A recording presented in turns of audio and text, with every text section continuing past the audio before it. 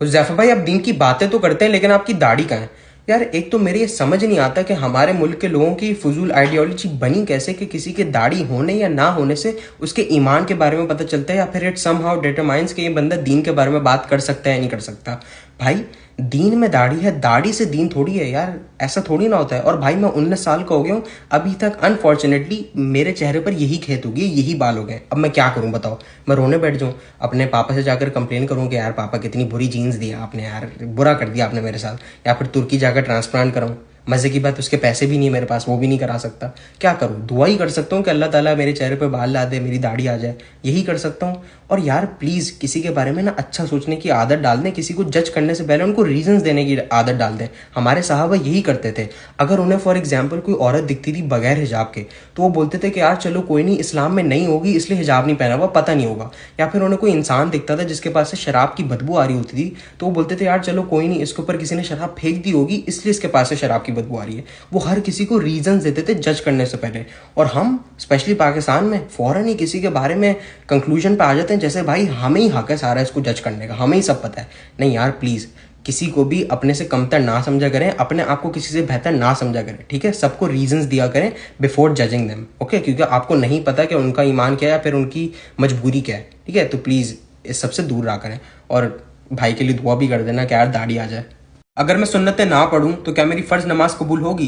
यार ये जो है ना, हमारे सब कॉन्टिनेंट में एक बहुत ही बड़ी मिसकंसेप्शन है कि अगर सुन्नतें नहीं पढ़ोगे तो फ़र्ज़ नमाज कबूल नहीं होगी, विच इज़ एब्सोल्युटली रॉन्ग। मैं खुद एक ऐसे घर में बड़ा हुआ हूँ कि मुझे हमेशा से सिखाया गया अगर मैं मगरिब के बाद 2 रकात सुन्नतें नहीं पढ़ूंगा तो मेरी मगरिब कबूल नहीं होगी, मगरिब पढ़ने का कोई फ़ायदा नहीं है, which is doesn't make sense. क्योंकि at the end of the day सुन्नत नमाज सुन्नत है, वॉलंट्री नमाज है, उससे आपकी फ़र्ज़ नमाज पर कोई इफेक्ट नहीं आएगा।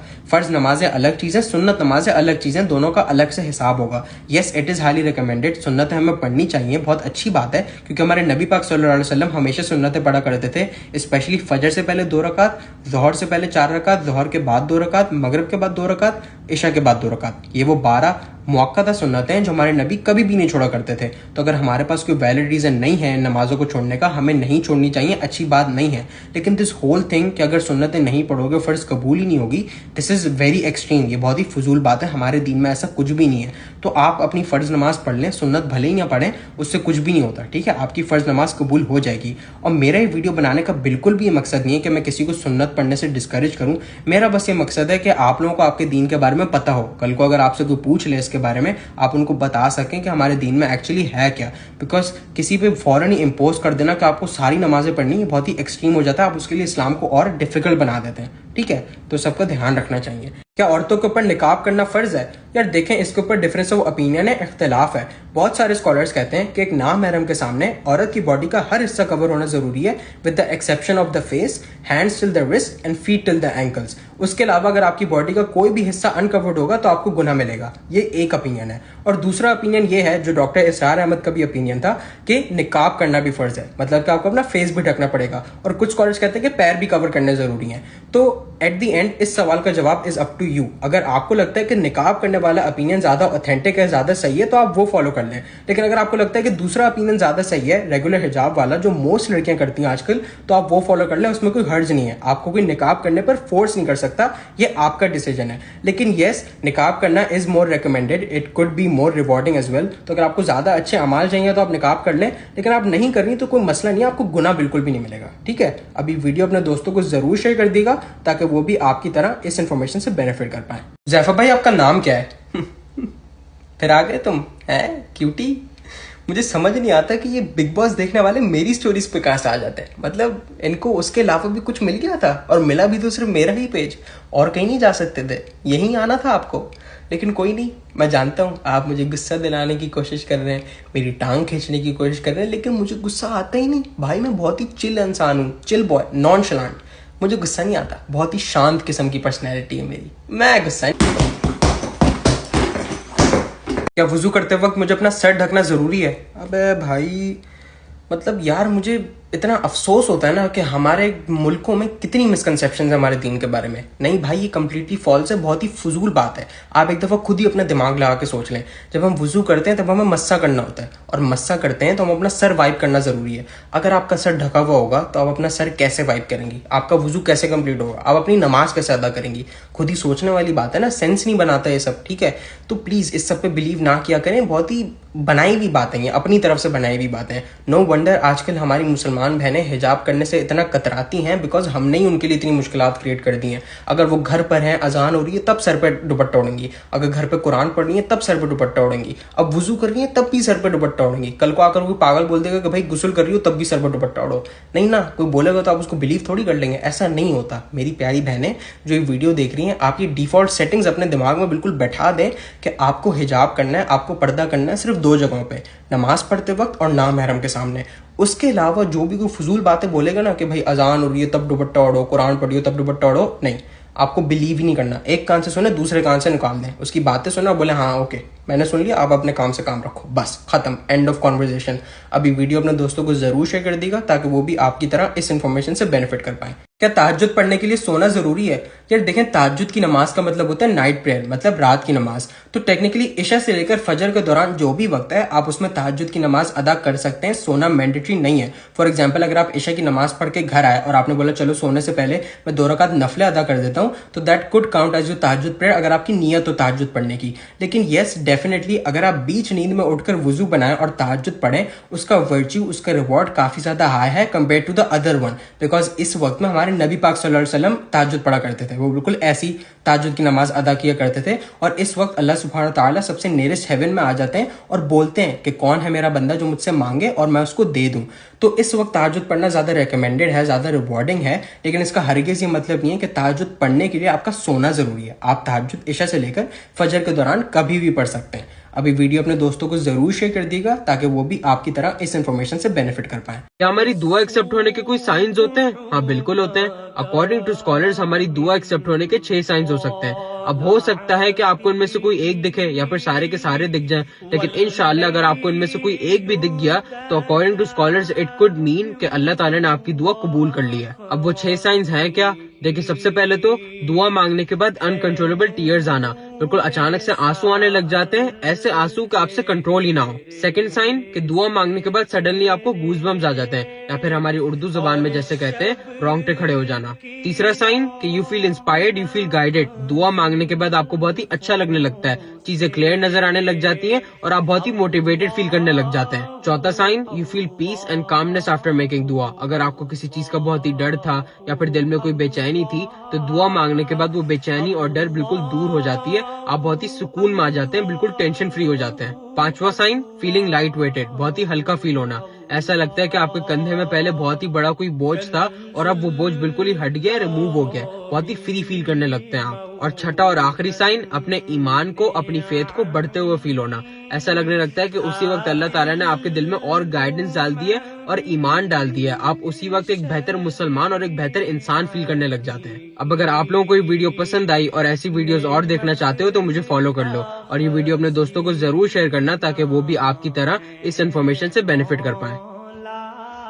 किसी नामहरम से दोस्ती करना क्यों हराम है? बहुत टाइम तक मुझे भी कभी समझ नहीं आया कि व्हाई इज इट एक्चुअली हराम, सिर्फ दोस्ती तो है, इसमें कौन सी बड़ी बात है। लेकिन फिर जब मेरे साथ खुद एक पर्सनल वाकया हुआ तब जाके मुझे समझ आया कि अल्लाह ताला ने इस काम को हराम क्यों बनाया है। देखो, हर मेल और फीमेल फ्रेंडशिप की एक ही कहानी है, दोनों में से किसी एक को दूसरे वाले के लिए फीलिंग्स आ जाती हैं और फिर आप अपनी फीलिंग्स को काफी टाइम तक सप्रेस करते हो और फिर जब बहुत ज्यादा हो जाता है तुम कन्फेस कर देते हो और फिर सामने वाला आपकी फीलिंग्स को बिल्कुल डिसरिगार्ड करता है, आपकी बेइज्जती करता है और फिर सब खत्म हो जाता है। आप वो दोस्ती भी खो देते हो which you had with that person और आप उस शख्स को भी खो देते हो जो तुम्हें बेहद पसंद है। लेकिन इसमें आपकी भी गलती है, खुद ने वो काम किया जो हराम है और फिर उम्मीद करते हो कि बदले में तुम्हें फूल मिलेंगे। देखो, लड़कियां ना they will never mind the idea of being just friends, क्योंकि उनके पास बहुत ऑप्शंस है, लेकिन एक मर्द ना वो कतराता है, उसको पता है कि सिर्फ दोस्ती नहीं है और इसके पीछे कुछ और भी है, लेकिन just because he likes the idea of being with that girl वो फिर भी उसके साथ जस्ट फ्रेंड्स वाला नाटक कर लेता है। अल्लाह ताला ने कुरान में कहा है कि जिना के करीब भी मत जाओ, तो कोई तो सलाहियत होगी ना इसके पीछे। आप मुझे अपना भाई समझते हो या कुछ भी समझते हो, मुझसे बस एक एडवाइस ले लो। हर वो चीज जो अल्लाह ताला ने हमारे लिए हराम बनाई है वो सिर्फ हमारे फायदे के लिए है। अल्लाह ताला को इससे कोई बेनिफिट नहीं मिलेगा, लेकिन उसका प्यार हमारे लिए इतना है कि उसने हमें पहले से ही वार्न कर दिया है कि इन सब चीजों से दूर रहो ताकि तुम्हें नुकसान ना पहुंचे। अगर आप लोग ऐसे रिमाइंडर्स और देखना चाहते हो तो मुझे फॉलो कर लो और ये वीडियो हर उस बंदे को शेयर करो जिसको सुनने की जरूरत है। आपको अल्लाह ताला से दुआ मांगने का बेस्ट तरीका पता है? देखिए, वैसे तो आप अल्लाह ताला से किसी भी तरीके से दुआ मांग ले, वो आपकी दुआ को, आपकी पुकार को जरूर सुनेगा। अल्लाह ताला एक मोमिन की दुआ को कभी वेस्ट नहीं होने देता, कभी रद्द नहीं होने देता, वो हमेशा जवाब देता है। लेकिन एक ऐसा तरीका है विच इज अलॉट बेटर अल्लाह ताला से कोई भी दुआ मांगने का। अब वो तरीका है क्या? देखें, बहुत ही सिंपल सा मेथड है, कोई ज्यादा कॉम्प्लिकेटेड नहीं है, सिर्फ 5 स्टेप्स हैं। सबसे पहला स्टेप, अल्लाह ताला की तारीफ करना, उसके नाम लेकर, उसके एट्रीब्यूट्स बोलकर, जैसे कि अल्हम्दुलिल्लाहि रब्बिल आलमीन, या रहमान, या रहीम, या करीम, या मालिकुल मुल्क, ऐसा आप उसके नाम लेकर उसकी तारीफ करेंगे। फिर सेकंड स्टेप है हमारे नबी पाक सल्लल्लाहु अलैहि वसल्लम पर दुरूद भेजना, ब्लेसिंग्स भेजना, और इसका बेस्ट तरीका है दुरूद इब्राहिम पढ़ना, जो हम रोज नमाज में पढ़ते हैं, अल्लाहुम्मा सल्ली अला मुहम्मद व अला आलि मुहम्मद कमा सल्लैता अला इब्राहिम। ये आप पूरी दुआ पढ़ेंगे और उनके ऊपर दुरूद भेजेंगे। फिर तीसरा स्टेप है वो पर्सनल दुआ मांगना जिसकी वजह से आपने अपने हाथ खड़े किए थे इन द फर्स्ट प्लेस, जैसे कि या अल्लाह मेरी यहाँ पर जॉब लगवा दे, या फिर या अल्लाह मुझे एक नेक पार्टनर नसीब कर, ऐसा आप अपनी दुआ मांगेंगे। फिर चौथा स्टेप है सेकंड स्टेप को वापस रिपीट करना, नबी पाक सल्लल्लाहु अलैहि वसल्लम पर वापस दुरूद भेजना। और पांचवा और आखिरी स्टेप है फर्स्ट स्टेप को वापस रिपीट करना, अल्लाह ताला की वापस तारीफ करना, उसके नाम लेकर, उसके एट्रीब्यूट्स बोलकर। ये है द सैंडविच मेथड, और इसको लोग द गोल्डन स्ट्रक्चर भी बुलाते हैं कि ये बेस्ट तरीका है अल्लाह ताला से कोई भी दुआ मांगने का। तो अगर आप कोई चीज काफी शिद्दत से चाहते हैं और अल्लाह ताला से कोई दुआ बहुत टाइम से मांग रहे हैं और वो अभी तक कबूल नहीं हुई, तो ये मेथड एक दफा जरूर ट्राई किएगा और इंशाल्लाह आपकी वो दुआ कबूल हो जाएगी। अब अगर आप लोगों को ये वीडियो पसंद आई और ऐसी वीडियोस और देखना चाहते हो तो मुझे फॉलो कर लो और ये वीडियो अपने दोस्तों को जरूर शेयर करना ताकि वो भी आपकी तरह इस वीडियो से बेनिफिट कर पाए। अगर आप एक अच्छा मुसलमान बनना चाहते हैं देन वॉच दिस वीडियो। देखो, मैं तुम्हें एक्सपीरियंस से बता रहा हूँ, जब तक तुम्हारी सराउंडिंग और तुम्हारी कंपनी अच्छी नहीं होगी तब तक you can never be a good Muslim. अगर तुम उन लोगों के साथ उठते बैठते हो जो गाने सुनते हैं, फाहिश बातें करते हैं, गाली गलौज करते हैं, अगर तुम चेंज होना भी चाहो ना, नहीं हो पाओगे। अल्लाह के रसूल सल्लल्लाहु अलैहि वसल्लम ने फरमाया, एक दोस्त अपने दोस्त के दीन पर चलता है, मतलब जैसे तुम्हारे दोस्त होंगे तुम बिल्कुल वैसे ही होगे। डजंट मैटर अगर ये दोस्त तुम्हारे चड्डी बडी हैं या बचपन के दोस्त हैं, अगर ये आपको इस्लामिकली पुल बैक कर रहे हैं तो इनसे दूरी इख्तियार करना जरूरी है। खुद पूछो अपने आप से, जब आप बाहर निकलते हो अपने दोस्त के साथ, क्या वो आपको गुनाह करने से रोकता है? क्या वो आपको बोलता है कि अपनी नजरें नीचे करो, गाने ना सुनो, गाली गलोच ना करो, आओ नमाज का टाइम हो गया पहले नमाज पढ़ लेते हैं? मैंने तो अक्सर यही देखा कि दोस्त दोस्त को ही गुनाह करने में सपोर्ट कर रहा होता है। अल्लाह ताला कुरान में कहता है कि he does not change the condition of the people, जो खुद अपनी मदद नहीं करते। तो अगर एक अच्छा मुसलमान बनना चाहते हो तो start with cutting off these friends. अल्लाह ताला के खातिर इतनी कुर्बानी देनी पड़ेगी। आई नो ये सुनने में तुम्हें थोड़ा मुश्किल लग रहा होगा, लेकिन जो हार्श रियलिटी है वो किसी न किसी को तो बतानी होगी ना। तो मेरे प्यारे बहनों और भाइयों, प्लीज अपनी कंपनी अच्छी रखा करो। Your friends can either make you और डिस्ट्रॉय यू। अगर आप ऐसे रिमाइंडर्स और देखना चाहते हो तो मुझे फॉलो कर लो और ये वीडियो हर उस बंदे को शेयर करो जिसको सुनने की जरूरत है।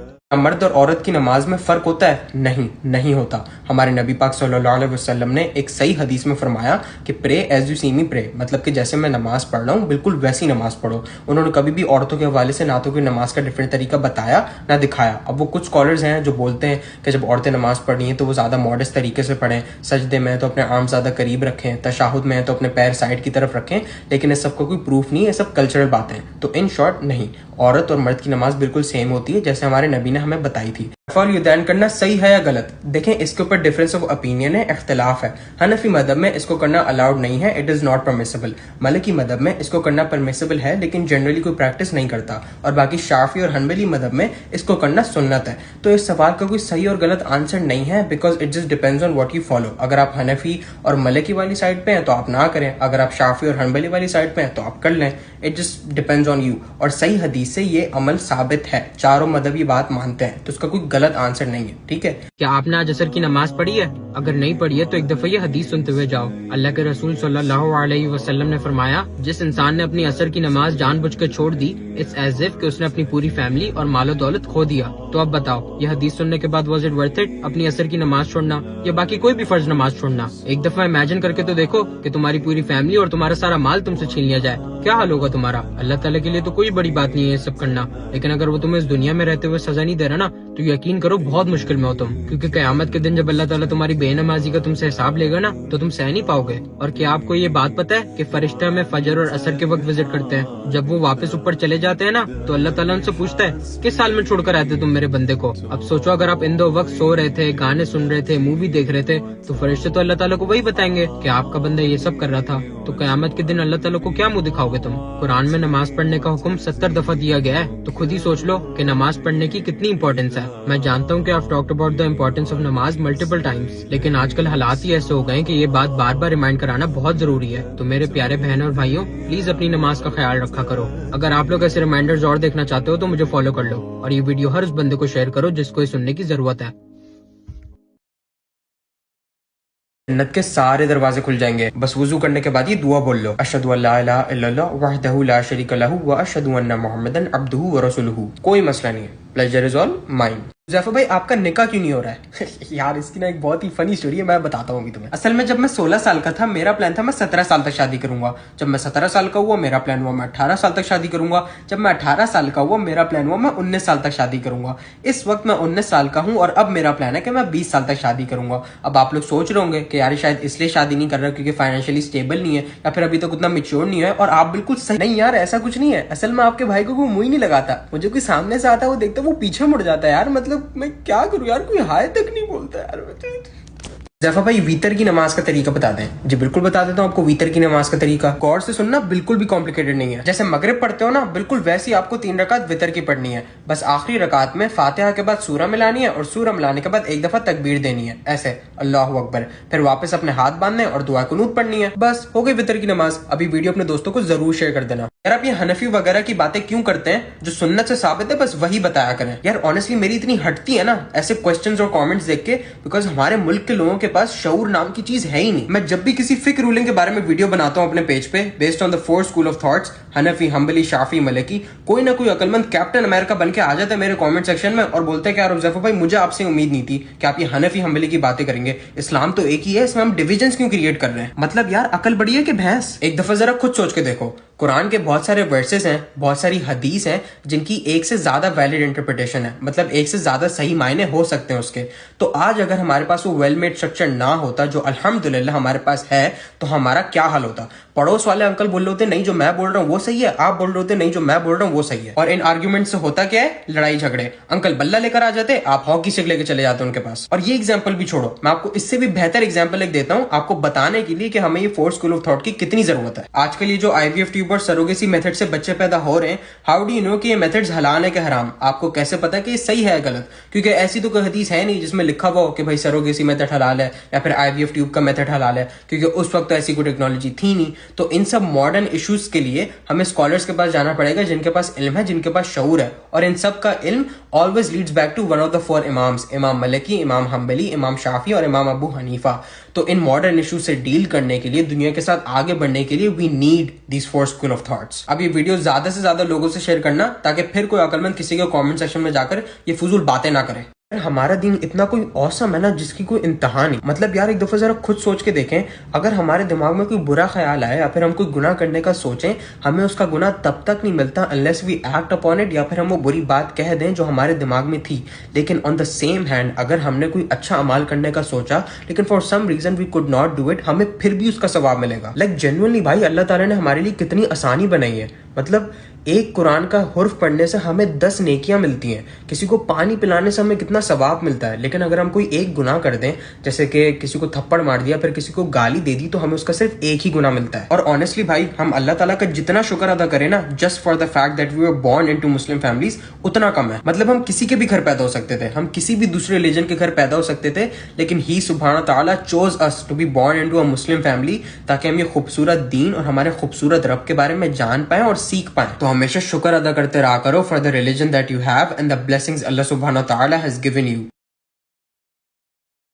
सारे गुनाह माफ करवाना चाहते हो, बस ये दुआ बोल लो, अस्तगफिरुल्लाह अल्लज़ी ला इलाहा इल्ला हुवल हय्युल क़य्यूम व अतूबु इलैह। फरमाया कि जिस इंसान ने भी ये दुआ बोल दी, अगर वो मैदान जंग से भी भाग कर आया होगा तो अल्लाह ताला उसको माफ कर देगा। थैंक यू बोलने की जरूरत नहीं है, बस फॉलो कर लेना और इस वीडियो को शेयर जरूर कर देना। आई वाज जस्ट थिंकिंग कि जब भी हमारी जिंदगी से कोई चले जाता है, किसी का साथ छूट जाता है, तो हम बड़ी जल्दी इस कंक्लूजन पे आ जाते हैं कि भाई वो इंसान बुरा था, हमारे लिए अच्छा नहीं था, तो अल्लाह ताला ने उसको हमारी जिंदगी से निकाल दिया, which could very much be true.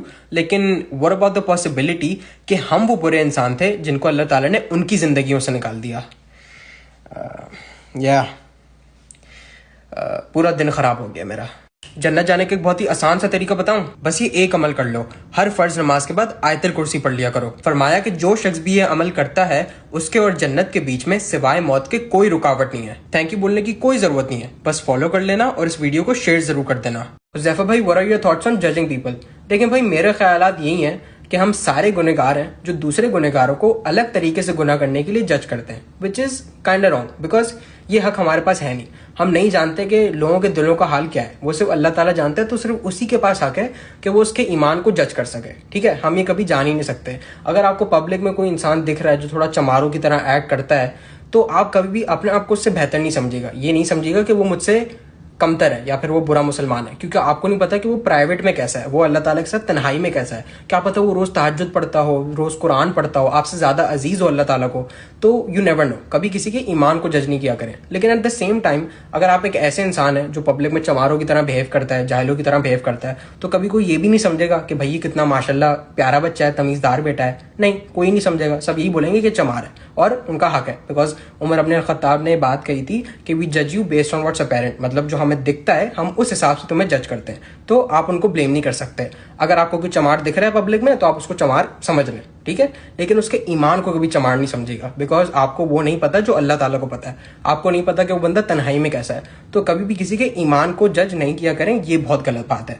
अब वो पब्लिक में जैसा है आप उसको उस हिसाब से जज कर लें, कोई नहीं रोक रहा आपको। ओके, ये है मेरे थॉट्स, मुझे कमेंट्स में जरूर बता दीजिएगा if you agree with what I just said. आपको उन लोगों के बारे में पता है जिनको अल्लाह ताला सबसे पहले जहन्नुम में डालेगा? I know many of us would think कि भाई कोई काफिर होगा या फिर कोई शराबी होगा या कोई जानी होगा, लेकिन द रियलिटी इज कि सबसे पहले जिन 3 लोगों को जहन्नुम की आग में डाला जाएगा वो एक हाफिज होगा, एक शहीद होगा और एक मालदार आदमी होगा जो अल्लाह की राह में अपने पैसे खर्च किया करता था। और इसकी एक बहुत ही सिंपल सी वजह है, असल में जिन अच्छे कामों के लिए ये लोग जाने जाते थे उसके पीछे इन लोगों की नीयत खराब थी, इन लोगों की इंटेंशन सही नहीं थी। जो हाफिज कुरान था, जिसने अल्लाह की किताब को मेमोराइज किया हुआ था, उसने अमल इसलिए नहीं किया था कि अल्लाह ताला उससे खुश हो सके, उसने अमल इसलिए किया था ताकि लोग उसकी वाहवाह कर सकें, लोग बोल सके कि भाई माशाल्लाह इसकी कितनी अच्छी आवाज है और ये कितना अच्छा इंसान है किसने अल्लाह की किताब को हिफ्ज किया हुआ है। जो शहीद था, जिसने मैदान जंग में अपनी जान तो दे दी बगैर किसी हेजिटेशन के, लेकिन उसके पीछे उसकी ये इंटेंशन थी कि जब वो चले जाए तो लोग उसकी वाहवाह कर सकें, लोग बोल सकें कि भाई माशाल्लाह कितना बहादुर इंसान था किसने अल्लाह की खातिर अपनी जान दे दी। और जो मालदार आदमी था, जो अल्लाह ताला की राह में पैसे बहुत डोनेट किया करता था, वो काम तो बड़ा नेक करता था, लेकिन उसके पीछे उसकी ये इंटेंशन होती थी कि लोग इसकी जेनरोसिटी को देख सकें और इसकी वाहवाह कर सकें कि भाई माशाल्लाह कितना सखी आदमी है और अल्लाह ताला की राह में कितने पैसे खर्च करता है। मेरा ये वीडियो बनाने का बस ये मकसद था कि मैं आप लोगों को रिमाइंड कर सकूं कि हमारी इंटेंशंस और हमारी नीयत कितनी जरूरी होती है। अगर हमारी नीयत उस प्रोस्टिट्यूट जैसी हो ना, जिसने एक प्यासे कुत्ते को पानी पिला दिया था और उसको जन्नत मिल गई थी, that is way better than being someone like मौलाना तारिक जमील बाहर से, लेकिन अंदर से वही फिरौन और इब्लीस जैसी नीयतें हो। अब अगर आप लोगों को ये वीडियो पसंद आई और ऐसे रिमाइंडर्स और देखना चाहते हो तो मुझे फॉलो कर लो और ये वीडियो अपने हर उस दोस्त को शेयर करना जिसको ये सुनने की जरूरत है। बहुत बड़ा गुनहगार हो गया हूँ यार, रोज गुनाह करता हूँ। अब तो अल्लाह ताला से माफी मांगने में भी शर्म आती है। किस मुंह से मैं उससे माफी मांगू, वो मुझे क्यों माफ करेगा? आई नो ऐसे डाउट्स और ख्याल कभी ना कभी तो आए होंगे आपके दिमाग में, but now let me tell you a story जिसको सुनने के बाद ऐसे डाउट्स आपके दिल में कभी वापस नहीं आएंगे। आपको पता है जब फिरौन और उसकी आर्मी पानी में डूब रही थी ना, तब हजरत जिब्राइल आसमानों से जमीन पर आए थे सिर्फ इसलिए कि वो फिरौन के मुंह में मिट्टी भर सकें, क्योंकि उनको इस बात का डर था कि अगर इस कमबख्त ने गलती से कलमा पढ़ लिया तो शायद अल्लाह ताला इसको भी माफ कर देंगे। वो फिरौन जो कि इस दुनिया का सबसे घटिया सबसे बुरा इंसान था, जो लिटरली बच्चों का कत्ल करता था, लोगों को जिंदा जलाता था, अगर उस इंसान की माफी की गुंजाइश है, अगर हजरत जिब्राइल को इस बात का डर था कि इसको भी अल्लाह ताला माफ कर देंगे, तो आप एक दफा सोचें कि आप ऐसे कौन से इंसान हैं, आपने ऐसे कौन से गुनाह किए कि अल्लाह ताला आपको माफ नहीं कर सकते। मेरे प्यारे बहनों और भाइयों, ऑलवेज रिमेंबर कि ये जो ख्यालात और डाउट्स आपके दिल में आते हैं, ये सिर्फ शैतान की तरफ से आते हैं। जब शैतान किसी के ईमान से डर जाता है ना कि यार ये शायद नेक बंदा ना बन जाए, तो वो उसको ऐसे ही अटैक करता है, वो उसके दिल में ऐसे ही वसवसे डालता है। कभी भी इन वसवसों को, इन डाउट्स को अपने ऊपर हावी ना होने दिया करें। ऑलवेज रिमेंबर कि अल्लाह ताला गफूरुर रहीम है, अल्लाह ताला हर गुनाह माफ करता है। कभी भी अल्लाह ताला की रहमत से उम्मीद मत हारिएगा। अगर आपको कभी जानना हो कि आपसे कोई कितना प्यार करता है, तो आप अपने आप से एक सवाल पूछिएगा कि जब ये इंसान गुस्से की हालत में होता है तो इसका मेरे साथ कैसा रवैया होता है। क्या ये आप से बाहर हो जाता है, मुझे बुरे भले अल्फाज बोलता है, मेरा दिल दुखाता है, या फिर सब्र और तहम्मुल से काम लेता है और चुप हो जाता है, और फिर जब गुस्सा ठंडा होता है फिर मुझसे बात करता है। Because the real question is कि ये जो इंसान आपसे मोहब्बत के दावे करता है, बोलता है कि आपके लिए सब कुछ कर देगा, क्या गुस्से की हालत में इसकी जो मोहब्बत है आपके लिए, वो उसके गुस्से के सामने कम पड़ जाती है, वो उसके गुस्से के सामने हार जाती है?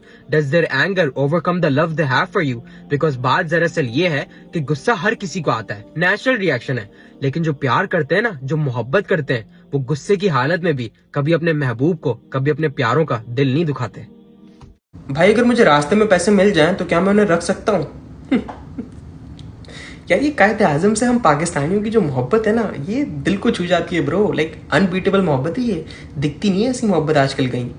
देखिए मैं रूड नहीं होना चाहता, लेकिन अगर आपकी बीवी को ऐसे कोई बगैर पूछे उठा के ले जाए तो क्या आप उसको ऐसे पीठ पे थप्पी देंगे कि भाई थैंक यू, आप मेरा हेडेक दूर ले गए? नहीं ना, आप उसको चांटे ही मारेंगे, या फिर अगर बहुत ही गुस्सा आ रहा होगा तो शायद जान से भी मार दें। मारे भाई, मेरा क्या है, मार दो। तो बिल्कुल वही सीन है किसी और के पैसों का। अगर उस इंसान ने देखा कि उसकी मेहनत की कमाई के पैसे आप ऐसी बगैरतों की तरह उठाते पे लेके जा रहे हैं, तो आपको आकर अल्ताफ भाई की तरह पप्पियां तो देगा नहीं, एक इधर नहीं, चांटे ही मारेगा, बहुत ही जोर से चांटे मारेगा और आपका सर बच जाएगा। तो प्लीज ऐसी हरकतें ना किया करें, ठीक है? नॉटी नहीं हो, ओके? बेस्ट तरीका है जहां पर मिले हैं वहीं पर रहने दें, क्योंकि गिरी हुई चीज़ों को उठाना नहीं चाहिए, ठीक है? बचपन में सीखते थे हम ये। और अगर आसपास कोई सिक्योरिटी गार्ड है उसको दे दें, बोले अगर कोई बेचारा आए ढूंढने तो उसको दे देना, ओके? प्लीज शराफत अपनाएं, शरीफ बॉय बने, बैड बॉय नहीं बने, ओके? Thank you. भाई कज़ा पढ़ना कब अलाउड है और कैसे पढ़ते हैं? देखें, सही हदीस से साबित है कि कज़ा नमाज पढ़ना सिर्फ 2 कंडीशंस में अलाउड है। सबसे पहली condition, over sleeping. For example, आप इशा की नमाज पढ़ के सो गए इस नियत से कि मैं फजर पे उठूंगा, और आपने अलार्म वगैरह सब लगा दिया था, लेकिन for some reason human error की वजह से आप नहीं उठ पाए, आपका अलार्म बजता रह गया, लेकिन आपसे गलती हो गई और फजर निकल गई, तो आप जैसे ही उठेंगे उस वक्त आप नमाज पढ़ सकते हैं, कज़ा पढ़ सकते हैं, इट इज एक्सेप्टेबल। और दूसरी कंडीशन है फॉरगेटिंग, जेन्युइनली आप नमाज पढ़ना भूल गए।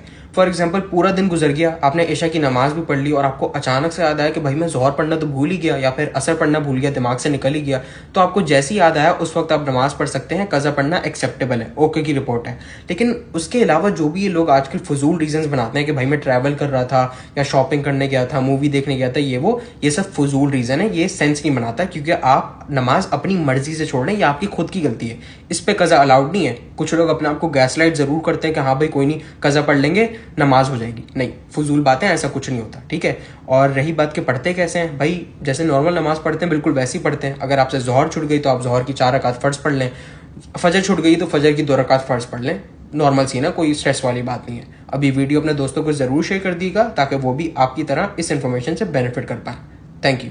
भाई ये जो ट्रांसजेंडर लोग हैं इन पर एक वीडियो बना दो प्लीज यार। वैसे तो इस टॉपिक पर मैं ज्यादा कोई बात कर नहीं सकता, बस यही बोलूंगा कि हराम है, बहुत बड़ा गुनाह है, इस सब से दूर रहें। लेकिन मैं ये एक बात जरूर पॉइंट आउट करूंगा कि ये जो भी ट्रांसजेंडर और LGBTQ वगैरह लोग होते हैं, प्लीज इन सबको इंसानों की तरह ट्रीट किया करें। मैंने कितने मुसलमान देखे हैं जो इन लोगों को लिटरली जानवरों से भी बदतर ट्रीट करते हैं, इनको गालियां देते हैं, इनको स्लर्स बुलाते हैं, इनकी सेल्फ एस्टीम को बिल्कुल नीचे कर देते हैं, विच इज एब्सोल्युटली रॉन्ग। क्योंकि हमारे नबी पाक सल्लल्लाहु अलैहि वसल्लम कभी भी ऐसी हरकतें नहीं करते, वो सबके साथ बहुत ही अच्छा सलूक रखते थे, सबको काइंडनेस दिखाते थे, जो हमें करना चाहिए। क्योंकि हम जब भी उनको गालियां बकेंगे, उनको बुरे भले अल्फाज बोलेंगे, तो वो क्या समझेंगे, वो बोलेंगे कि भाई इस्लाम के लोग तो ऐसे ही होते हैं, रूड हैं, ये लोग बहुत रिस्ट्रिक्टिव हैं, तो वो इस्लाम से और दूर चले जाएंगे। अगर आप वाकई में उनकी मदद करना चाहते हैं ना, तो you have to show them kindness, you have to show them कि व्हाट इस्लाम एक्चुअली इज। इस्लाम हमें कितना एम्फोसाइज करता है पोलाइटनेस और काइंडनेस को, तो ये सब आपको करना पड़ेगा। फॉर एग्जाम्पल, जिना, अगर कोई जिना करता है, ठीक है, जिना और होमोसेक्सुअलिटी दोनों ही मेजर सिन है।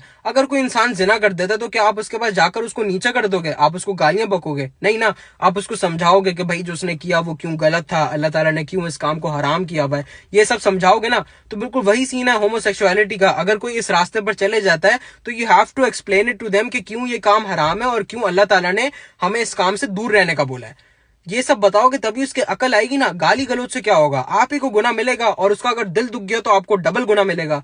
तो प्लीज ये सब ना किया करें। ये जो भी है ना गे वगैरह, उस सबसे पहले दे आर ह्यूमन बींग्स, इंसान है, और एज ह्यूमन बींग्स ये उनका बेसिक राइट है, बेसिक हक है कि हम उनको इंसानों की तरह ट्रीट करें, उनके साथ तमीज से बात करें। तो प्लीज इन सबको भी ना इंसानों की तरह ट्रीट किया करें। अब ये वीडियो अपने दोस्तों को जरूर शेयर कर देना ताकि वो भी आपकी तरह इस इन्फॉर्मेशन से बेनिफिट कर पाए। Okay, thank you. यार अक्सर लोग ये सवाल करते हैं कि अगर हमारा नसीब ऑलरेडी लिखा हुआ है कि हमारी जिंदगी में क्या होगा क्या नहीं होगा, सब लिखा हुआ है, तो फिर हम अल्लाह ताला से दुआ क्यों मांगते हैं? उनसे दुआ मांगने का फायदा क्या? क्योंकि सब तो ऑलरेडी लिखा हुआ है। यार देखो, दो बातें। सबसे पहली बात, आपको कैसे पता है कि आपके नसीब में अल्लाह ताला ने ऑलरेडी ये बात नहीं लिखी हुई कि मेरा बंदा इस चीज के लिए मुझसे दुआ मांगेगा तो मैं उसको दे दूंगा, सिंपली बिकॉज उसने मुझसे दुआ मांगी। क्योंकि जो हमारा पूरा नसीब है ना, जिसमें हमारी पूरी जिंदगी लिखी हुई है अल्लाह ताला ने, उसमें अल्लाह ताला ने ये बात भी लिखी हुई है कि कब कौन से वक्त किस चीज के लिए मेरा बंदा मुझसे दुआ मांगेगा और उसको मैं दे दूंगा। तो ये तो सबसे पहली बात हो गई। और दूसरी बात, आपकी जो कदर है ना वो दो तरह की होती है। आपकी जो डेस्टिनी है वो दो तरह की होती है। सबसे पहली होती है फिक्स कदर, जो कभी बदल नहीं सकती, जैसे कि आपके बायोलॉजिकल पेरेंट्स, आप जितनी भी दुआ कर लें वो कभी नहीं बदलने वाले, वो सेम ही रहेंगे। और दूसरी होती है कंडीशनल कदर, जो कि आपके अच्छे अमाल से और आपके दुआ करने से बदल सकती है। सो फॉर एग्जाम्पल, फर्ज कर लें कि आपके नसीब में लिखा हुआ है कि आपको माल की तंगी होने वाली है, लेकिन जस्ट बिकॉज आपने सदका दिया, आपने अच्छे माल किए, आपने अल्लाह ताला से दुआ की, तो ये चीज आपके नसीब से हट गई, ये परेशानी आपसे दूर हो गई। तो इसलिए हम अल्लाह ताला से दुआ मांगते हैं, क्योंकि बेशक दुआ से नसीब बदल सकता है। अल्लाह के नबी सल्लल्लाहु अलैहि वसल्लम ने फरमाया कि दुआ से बेहतरीन कोई चीज नहीं है जिससे कदर बदल जाए, जिससे नसीब बदल जाए। तो प्लीज अल्लाह ताला से दुआ मांगते रहा करें, नेवर स्टॉप मेकिंग दुआ, उस पर पूरा भरोसा रखें। अल्लाह ताला हर दुआ कबूल करता है, वो किसी की दुआ रद्द नहीं करता। और अगर वो इस दुनिया में आपकी दुआ कबूल ना भी करे ना, तो वो आखिरत में आपको बहुत बड़ा रिवॉर्ड देता है, आप कभी सोच भी नहीं सकते। तो नेवर स्टॉप मेकिंग दुआ। और आई होप जिन जिन का भी जिंदगी में सवाल था कि हम दुआ क्यों मांगते हैं और हमारा नसीब वगैरह, I hope now they have a better understanding और उनको उनके सवाल का जवाब मिल गया। Thank you. क्या अल्लाह ताला मुझसे नाराज है? यार ये प्रॉब्लम आजकल की यूथ में बहुत ही कॉमन है। जैसी उनसे कोई छोटी सी गलती हो जाती है या फिर कोई गुनाह हो जाता है, उनको फौरन लगने लग जाता है कि भाई अब अल्लाह ताला मुझसे नाराज हो गए और वो मुझसे प्यार नहीं करते, अब वो मुझे सजा देंगे। लेकिन असल में रियलिटी तो ये है कि अल्लाह ताला का नाराज होना या ना होना is all up to you, it is dependent on you. आने और सुनकर आपको बहुत ही अजीब सा लग रहा होगा कि भाई हाउ इज इट पॉसिबल कि अल्लाह ताला का नाराज होना मेरे ऊपर डिपेंडेंट है। लेकिन ये अल्फाज मेरे नहीं है, ये अल्फाज खुद अल्लाह सुब्हाना तआला के हैं। एक हदीस कुदसी में अल्लाह ताला ने फरमाया कि मैं बिल्कुल वैसी हूं जैसा मेरा बंदा मेरे बारे में गुमान रखता है, मेरे बारे में सोचता है। तो फॉर एग्जाम्पल, अगर कोई गुनाह करने के बाद आप ये सोच रहे हैं कि भाई अब अल्लाह ताला मुझसे नाराज हो जाएंगे, वो मुझे माफ नहीं करेंगे, वो मुझे सजा देंगे, तो अल्लाह ताला बिल्कुल वैसी हो जाएंगे। आपको बिल्कुल ऐसे ही लगने लग जाएगा कि हाँ भाई अल्लाह ताला मुझसे नाराज हो गए और वो मुझे सजा दे रहे हैं। लेकिन ऑन द सेम हैंड, अगर आप ये सोचते हैं कि अल्लाह ताला बहुत गफूर रहीम है, वो माफ करने वाला है, वो जानता है कि मैं गुनाह छोड़ने की कोशिश कर रहा हूँ, वो जानता है कि मैं एक इंसान हूं, मैं कमजोर हूं, मुझसे गुनाह होंगे, तो अल्लाह ताला बिल्कुल आपके साथ वैसी है। अल्लाह ताला आपको माफ कर देगा और आपको अल्लाह ताला के साथ एक बहुत ही स्ट्रॉन्ग कनेक्शन फील होगा। तो प्लीज ये ना सोचा करें कि अल्लाह ताला आपसे नाराज हो गए, बिकॉज इतनी आसानी से अल्लाह ताला नाराज नहीं होते। हम आम इंसान अल्लाह ताला की नाराजगी सह ही नहीं सकते। जब अल्लाह ताला किसी से नाराज हो जाता है ना वाकई में, तो वो उसके दिल से अल्लाह ताला का ख्याल ही हटा देता है, अल्लाह ताला के बारे में वो दूर दूर तक नहीं सोचता। तो अगर आपके दिल में ये ख्याल आ भी रहा है ना कि अल्लाह ताला मुझसे नाराज हो गया है नहीं, ये भी एक ईमान का साइन है, ये अल्लाह ताला की मोहब्बत का साइन है। क्योंकि अल्लाह ताला किसी के दिल में ऐसे ख्याल डालता ही नहीं जब तक वो ये नहीं चाहता हो कि ये बंदा मेरे से बारे में सोचे और मेरे से और करीब हो जाए। ठीक है, तो प्लीज ये ना सोचा करें कि अल्लाह ताला आपसे नाराज हो गए, बिकॉज इतनी आसानी से अल्लाह ताला नाराज नहीं होते। अब ये वीडियो अपने दोस्तों से जरूर शेयर कर देना ताकि वो भी आपकी तरह इस इंफॉर्मेशन से बेनिफिट कर पाए। Okay, thank you. जैफर भाई, आप कौन हैं और क्यों हैं? क्या सवाल पूछे हो मेरे भाई, किडनी टचिंग ब्रो, दिल को लग गई। फरागत हो तो आपके जैसी, वरना ना हो। क्योंकि ऐसी थोड़ी आज हमारा मुल्क इतना आगे पहुंचा हुआ है, ऐसी थोड़ी शहबाज भाई, शहबाज शरीफ द किंग अभी तक पाकिस्तान के लीडर हैं, अभी तक पाकिस्तान की तख्त पर बैठे हुए हैं। कोई तो वजह होगी। मेरे भाई, मैं वो गधा हूं जो इस सवाल का जवाब दे रहा है, और मैं क्यों हूं ये मैं भी नहीं जानता।